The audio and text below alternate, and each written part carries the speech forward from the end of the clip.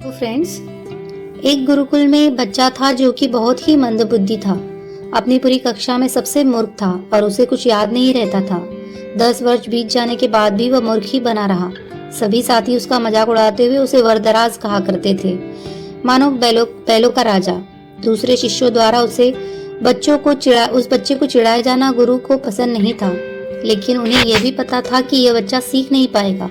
अंततः उन्होंने फैसला किया कि उसे अपने पास बुलाया और उन्होंने उससे कहा कि बेटा, शायद पढ़ाई लिखाई तुम्हारे लिए नहीं है, क्या पता तुम किसी और काम में माहिर हो जाओ।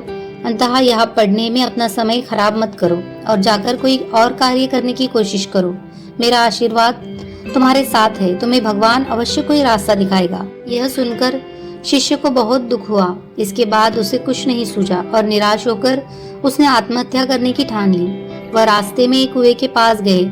उन्होंने देखा कि कुएं का पत्थर एक कोमल रस्सी के बार बार स्पर्श से घिस गया है।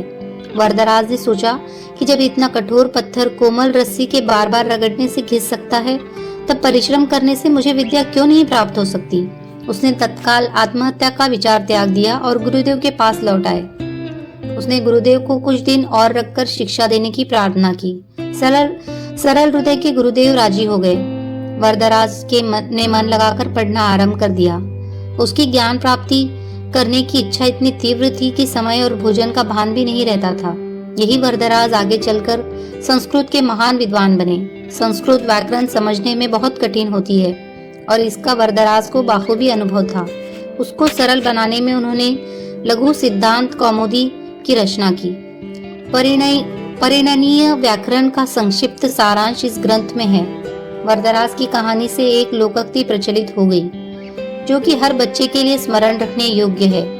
करत करत अभ्यास के जड़मति होत सुजान, रसरी आवत जात से ते सिल पर परत निशान।